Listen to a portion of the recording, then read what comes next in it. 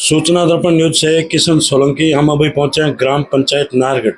नाहरगढ़ के जो वर्तमान उप सरपंच है वो हमारे साथ है भगवान लाल जी बेरवा।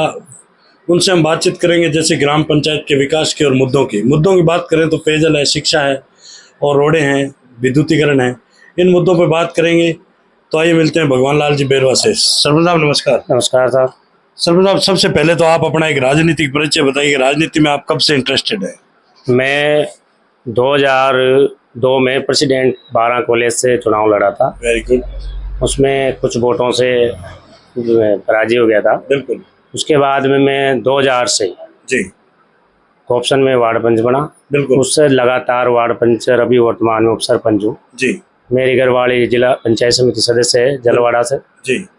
और जब से राजनीति में कांग्रेस में विलोम करता हूँ। बिल्कुल। कांग्रेस से कार्य करता हूँ सक्रिय। जी। एससी ब्लॉक का अध्यक्ष भी रहा हूँ। जी। तो ये मेरी राजनीतिक परिस्थितियाँ हैं। बहुत अच्छा। यानी कि एक कॉलेज लेवल से इन्होंने राजनीति की स्टार्टिंग की है।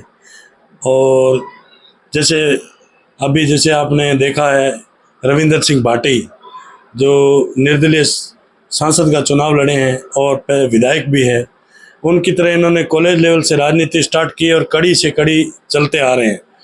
तो अभी वर्तमान में इनके जो धर्मपत्नी हैं वो पंचायत समिति सदस्य भी है जलवाड़ा से, ग्राम पंचायत जलवाड़ा से, और यह खुद सरपंच है ग्राम पंचायत नाहरगढ़ में, उप सरपंच है। तो सरपंच साहब शिक्षा का स्तर कैसा है ग्राम पंचायत नाहरगढ़ में? ये नहीं, यहाँ टॉप है जी। प्राइवेट स्कूल 12 स्कूल है। बिल्कुल। सीनियर सेकेंडरी है जी। महाविद्यालय भी हमारे मंत्री जी प्रमोद जी जैन भाई के कृपा से, एमएलए साहब की कृपा से महाविद्यालय भी 2-3 साल पहले खुल गया है जी। और सुचारू रूप से चल रहा है। बिल्कुल। और इंग्लिश मीडियम भी यहाँ खुला है, वो भी सुचारू रूप से चल रहा है। बिल्कुल। तो शिक्षा के क्षेत्र में तो हमारा नाहरगढ़ बढ़िया है जी। और बच्चे भी यहाँ से IAS IPS भी निकले हैं। बिल्कुल। मेरा खुद का बच्चा डॉक्टर है। बिल्कुल। जो अभी मेडिकल कॉलेज से वो उसमें है 5 साल की ट्रेनिंग में। बिल्कुल।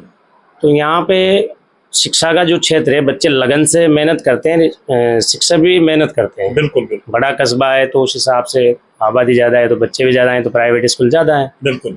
लेकिन फिर भी सीनियर सेकेंडरी में 700 के लगभग बच्चे हैं। बिल्कुल। इंग्लिश मीडियम में भी 500 के लगभग बच्चे हैं जी।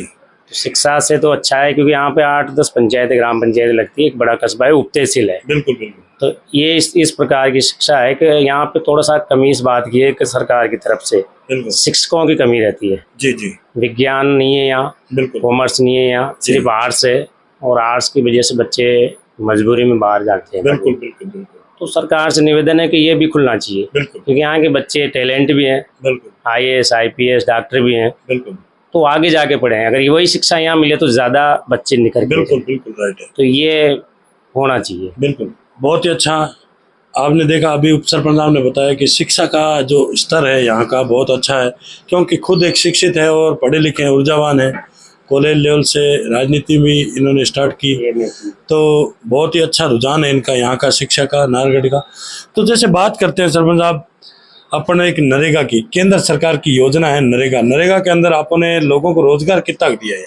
हमारे नाहरगढ़ ग्राम पंचायत में जब 2007-8 में नरेगा चालू हुई, उस टाइम में मैंने खुद ने, शीतल लाल जी सरपंच साहब थे जी, तो 1300 जॉब कार्ड बने, जबकि साहिब वगैरह कुछ नहीं थे। बिल्कुल। वर्तमान में हमारे पास 3700 जॉब कार्ड है जी। तो लगभग 2500 लेबर हमारे यहाँ काम करती है। बिल्कुल। थोड़ा सा कमी वो मैनेजमेंट का इसका रहता है, लेकिन वो काम खूब है, लेबर खूब है। बिल्कुल। तो हमारे यहाँ नरेगा में भी सबसे ज़्यादा, इसी एरिया में सबसे ज़्यादा लेबर लगती है। बिल्कुल। बिल्कुल। तो उनको रोजगार मिला हुआ है, अच्छी योजना है, बढ़िया है, सभी को रोजगार मिल रहा है। बिल्कुल। नरेगा में ये स्थिति है कि काम की कमी नहीं है, लेबर की कमी नहीं है, बिल्कुल, थोड़ी सी मैनेजमेंट की कमी है, तो आगे हम सुधार रहे हैं, उसको कर रहे हैं। बिल्कुल। तो जैसे सरपंच आप बात करें अपन नरेगा की, नरेगा के अंदर जो पक्के और कच्चे वर्ग का जो 60-40 का रेशा है, इसके अंदर जो माल मटेरियल का बजट है वो समय पर नहीं आने के कारण ग्राम पंचायतों में जो विकास की गति है और जो जनप्रतिनिधि चाहते हैं विकास करवाना वो हो नहीं पा रहा है। इस पे आप क्या कहें? नरेगा में जो 40% पक्के काम है जी, वो इस वजह से हो नहीं रहा है कि टेंडर होते हैं। बिल्कुल। अब टेंडर करता जो ठेकेदार है, बिल्कुल, वो पैसे नरेगा के पक्के काम के साल भर 1.5 साल लग जाते हैं, तो वो कर ही नहीं पाते। बिल्कुल। तो हमारे यहाँ ये 5 साल के कार्यकाल में नरेगा का 1 रुपए का पक्का काम नहीं हुआ, बिल्कुल, क्योंकि टेंडर करता जो भी लेता है वो पैसे लगा नहीं पाता, वो पैसे बराबर मिल नहीं पाते। अगर 2 महीने 3 महीने मिल जाए तो कर दे, साल भर तक उसका पेमेंट नहीं मिलता है। तो कोई भी ठेकेदार ही नहीं चाहेगा कि नरेगा का काम करे, इस वजह से वो तो सुनने ही मानो, सिर्फ गड्ढे खुदते हैं। वो भी मेरा एक निवेदन है कि नरेगा का जो काम है, अगर हमारे यहाँ बहुत ड्राई जोन है, 700 फुट 800 फुट तक पानी निकलता है, वही काम एनी कट में या पानी की व्यवस्था में लगाया जाए, इतनी लेवल इतने पक्के काम, तो वो एक अच्छा विकास हो है। क्योंकि एक ही महीने में हमारे यहाँ कम से कम 10 से 15 लाख रुपए नरेगा की लेबर में खर्च होते हैं। और अगर वही पैसा उसी लेबर को लगाओ, वही पक्के काम, लेकिन एनी कट बनना चाहिए, पानी की व्यवस्था होना चाहिए। यहाँ ये एरिया अभी चुनाव के टाइम में बहिष्कार भी हुआ था, पानी से पीने के पानी से बहुत वंचित है, बहुत ज्यादा परेशान है। तो नरेगा का पैसा हमारे हिसाब से तो पानी में लगे, लेबर भी लगे, लेकिन पानी की व्यवस्था में लगना चाहिए। बहुत ही अच्छा सुझाव है सरपंच साहब का। क्योंकि बात करें, ये एक ट्राइबल एरिया है, तो इसके अंदर जैसे पेयजल की बहुत ही ज़्यादा किल्लत है। क्योंकि हमने अभी देखा है टैंकरों से पानी पूर्ति हो रही है, और मैं अभी जाके आया हूँ सरपंच साहब आपके यहाँ जो रेवेन्यू विलेज गाँव है उसके अंदर, तो मैंने देखा है लोगों को बहुत सारी भीड़ हो रखी है और लोग पानी के लिए बहुत ज़्यादा किल्लत है लोगों को। तो जैसे अभी सरपंच साहब ने बताया कि यहाँ कोई तालाब है और डैम है, उसकी अगर व्यवस्था और नरेगा का जो बजट आता है सरकार द्वारा, वो अगर उसमें खर्च किया जाए तो कम से कम पानी की व्यवस्था रहेगी और पानी का स्टॉक रहेगा और जनता को इससे फ़ायदा मिलेगा। तो जैसे सरपंच साहब बात करें अपने पेयजल की, तो पेयजल में अभी आपने क्या क्या विकास करवाया लगभग? पेयजल में यहाँ पे ग्राम पंचायत में जो सिंगल पेज की मोटर है वो 60 होल है जी, लेकिन उन होलों में पानी नहीं है। 700-800 फुट में पानी नहीं है तो क्या करें, जल स्तर खत्म, क्योंकि आगे तक कोई डैम नहीं है, कोई बांध नहीं है, कोई नदी नाला रुक नहीं रहे, कोई ये नहीं कट नहीं है। उसके बाद में 2 टंकियां बनी हुई है, पिछली सरकार ने, केंद्र और राज्य सरकार मिलकर बनाई है वो, तो 7.5 लाख लीटर की 2 टंकियां बनी हुई है, स्टोरेज भी है, लेकिन उसमें पानी आएगा कहाँ से? बोरों में पानी नहीं है। तो वो बड़ी समस्या है पीने की। सिंचाई की तो छोड़ो, सिंचाई तो यहाँ आ ही नहीं सकता, लेकिन पीने की पानी में ये 7-8 जो ड्राई जोन है पंचायत है, एमपी में भी 100 किलोमीटर तक कोई डैम नहीं है, तो पानी का कोई आवक नहीं है। तो यहाँ सबसे ज्यादा जो संघर्ष है और सबसे ज्यादा मूल, और कुछ हो ना हो, लेकिन पीने की सिंचाई के पानी की हमारे क्षेत्र में बहुत ही ज्यादा आवश्यकता है। सरकार से मेरा निवेदन है कि ये अगर आप कर दे तो हम तो कोटि धन्यवाद देंगे, क्योंकि पीने का पानी नहीं है। बिल्कुल, बहुत ही अच्छा सुझाव दिया सरपंच साहब ने। जैसे अभी बताया कि जो मेजर समस्या है ग्राम पंचायत की वो पेयजल है, पेयजल नहीं है, पीने के लिए पानी की बहुत बड़ी किल्लत है ग्राम पंचायत नारगढ़ में। तो जैसे सरपंच साहब बात करते हैं, अपने एक केंद्र सरकार की योजना है अभी चल रही है, ये जल जीवन मिशन, घर घर नल योजना, तो इसके तहत भी कोई काम हुआ है अभी? घर घर नल की व्यवस्था में घर घर नल तो दे दिए, लेकिन पानी नहीं है। बिल्कुल, तो नलों को क्या करेंगे? बिल्कुल, घूम फिर के बात वही आती है कि जो पानी की किल्लत है, पानी नहीं है, जमीन में नहीं है पानी। बिल्कुल। दूसरी बात कि जहाँ यहाँ टंकियां तो बनी है, नल भी लगे हैं, और हमारा जो आरसीबी जो 13 जिले लिए है ना, तो हमारा 12 जिला भी, लेकिन हमारे किशनगंज साहबाद को नहीं लिया है। तो इसमें सिंचाई और पेयजल की पूरी विधानसभा में किल्लत है। हमने पिछले एमएलए साहब, वर्तमान एमएलए साहब, सांसद महोदय, चुनाव के टाइम में बहिष्कार हुआ, कॉन्फ्रेंस में मंत्री जी ने बात करी, लेकिन वो तो ऊंट के मुंह में जीरा, चुनाव के टाइम में कुछ भी कह देंगे, बाद में 5 साल तक कोई नहीं। हमारे राजा साहब 5 साल से यहाँ सांसद है, और विधानसभा में एमएलए बदलते रहते हैं, एक बार ललित जी, एक बार निर्मला जी, लेकिन इस क्षेत्र में सब लोगों में रोष है, सब लोगों की अगर वेदना है तो उनको रोजगार मिले न मिले, उनको तो पीने का और सिंचाई का पानी मिल जाए, इसमें ही बहुत बड़ी बात है। इतना संपन्न एरिया है, बहुत सारी जमीनें हैं, एक काश्तकार के पास 50-40-50 बीघा जमीन है, लेकिन पानी बगैर तो सब सोने सा। तो बहुत ये स्थिति खराब है पानी। बहुत ही अच्छा।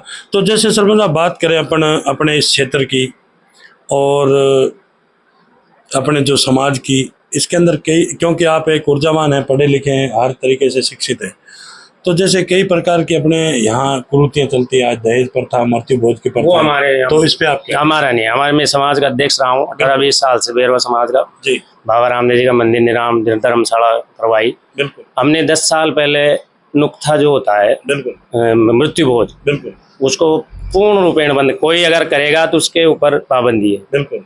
दहेज प्रथा पाबंदी है, बच्ची को मुफ्त में, मतलब हमारे समाज में तो बहुत ज्यादा सुधार है पूरे जिले में। समाज में हमारे यहाँ पे 2012 में डोरा हुआ था, उस टाइम में अशोक जी वेरवा मंत्री जी आए थे, और लोग भी आए थे बहुत सारा, तो हमारे समाज में तो सुधार है, क्योंकि यहाँ शिक्षा के क्षेत्र में सब बच्चे पढ़ रहे हैं, दहेज प्रथा बंद है, बिल्कुल, नुक्ता प्रथा बंद है। बिल्कुल, तो हमारे समाज में तो उससे जो धर्म से जुड़े हैं लोग, बिल्कुल, तो बहुत ज़्यादा सुधार है। सब रोजगार पे है, कुछ आरसीसी के मिस्त्री हैं, कुछ मेटल्स पे काम करते हैं, बिल्कुल, कोई पता है मैं कि रोजगार है। बिल्कुल, और उस प्रथा से तो हम दूर हैं। बिल्कुल, और हम तो मैं सभी से कहना चाहूँगा कि दहेज प्रथा, मृत्यु भोज प्रथा, ये सब औरों को भी बंद करना चाहिए। ये फालतू के खर्चे हैं, बिल्कुल, लोग इसमें बर्बाद होते हैं, बिल्कुल, और ये इससे सुधार होना चाहिए। बिल्कुल। बहुत ही अच्छा सुझाव है सभी के लिए, सरपंच साहब का, जो भी हमारे दर्शक हैं उनके सब के लिए, कि यह जो कुप्रथाएं हैं ये बंद होनी चाहिए, क्योंकि यह समाज के अध्यक्ष रह चुके हैं और इन्होंने अपनी जो समाज का सुधार किया है, बहुत ही अच्छे स्तर पे ले गए और ये चीज़ें बंद करवाई है। बिल्कुल, बहुत ही अच्छा काम किया। तो जैसे सरपंच साहब बात करते हैं अपने माननीय देश के प्रधानमंत्री मोदी जी, वो अब की बार तीसरी बार उन्होंने हैट्रिक मारी है। तो उनका एक सपना था कि अपने देश को भ्रष्टाचार मुक्त बनाना है। आप एक युवा और ऊर्जावान हैं, पढ़े लिखे हैं, आपको क्या लग रहा है कि भ्रष्टाचार मुक्त हो रहा है या बढ़ रहा है? भ्रष्टाचार मुक्त तो हमारे माननीय प्रधानमंत्री जी अच्छा काम कर रहे हैं, लेकिन भ्रष्टाचार मुक्त होएगा कहाँ से? बिल्कुल, जो मंत्री बनता है वो भ्रष्ट, पूरे क्वा में भांग है, बिल्कुल, कर्मचारी भ्रष्ट। तो वो जब तक नीचे के स्तर से बिल्कुल, ये चीज नहीं मिटेगी तो भ्रष्टाचार तो बंद नहीं हो सकता। क्यों नहीं हो सकता? क्योंकि प्रधानमंत्री जी हर गांव हर डाणी या किसी कार्यालय में देखने तो जाएंगे नहीं, बिल्कुल, वो तो बगल चलेगा। तो वो तो ये चीज है कि इस भ्रष्टाचार को मिटने के लिए स्थायी रूप से कर्मचारी है तो उसको हटा दिया जाए, दोबारा नियुक्ति नहीं दी जाए। बिल्कुल, बिल्कुल, मंत्री है, एमएलए, तो उसको हटा दिया जाए, दोबारा उसको पद नहीं दिया जाए, बिल्कुल, तब जाके इस पे अंकुश लगेगा। नहीं तो मुख्यमंत्री हो, एमएलए हो, प्रधानमंत्री हो, हर घर या हर डिपार्टमेंट हर क्षेत्र में तो जा नहीं सकते। तो ये तो निचले स्तर से ईमानदार कर्मचारी सेट किए जाएं, क्योंकि कर्मचारियों से ही भ्रष्टाचार चलता है। लेकिन वो भी क्या करें, मंत्री एमएलए उनसे वो सेटिंग कर लेते हैं, उनसे वो लेते हैं, तो वो भी भ्रष्ट होंगे। हमारा तो साहब बिल्कुल दोनों साफ सुथरे हैं। 25 साल से अगर गांव में यूं कह दे कोई कि फला काम के बस्ता 10 रुपए लिए, तो मैं तो यही राजनीति छोड़ दूंगा, क्योंकि मेरे पर्सनली धंधा है, मैं आरसीसी की ठेकेदारी करता हूँ। पर्सनली 15 बीघा जमीन है, उसको करता हूँ। छोटा सा परिवार है, 2 बच्चे हैं, छोटा भाई है पुलिस में जी, और मैं जमीन और ठेकेदारी करके बच्चों को पढ़ा रहा हूँ। छोटा सा मकान है, अपन तो अपनी जिंदगी में खुश है। भ्रष्टाचार नाम की तो चीज होना ही नहीं चाहिए। जो भ्रष्टाचार करे उसको राजनीतिक नियुक्तियां, उसको सरकारी नियुक्तियां नहीं देना चाहिए, तब जाके भ्रष्टाचार मिटेगा। बहुत ही अच्छा सुझाव है सरपंच साहब का। जैसे अभी बताया कि कुल मिला के मानना ये है कि अगर राजनेता स्टिक है और कर्मचारियों पे लगाम लगे तो ही भ्रष्टाचार खत्म हो सका धरातल पे, नहीं तो अन्यथा भ्रष्टाचार को खत्म होना कोई नामुमकिन नहीं है। जैसे बहुत ही अच्छा सुझाव दिया है। तो सूचना दर्पण न्यूज के अंदर जो इन्होंने हमें समय दिया उसके लिए बहुत बहुत धन्यवाद साहब। धन्यवाद।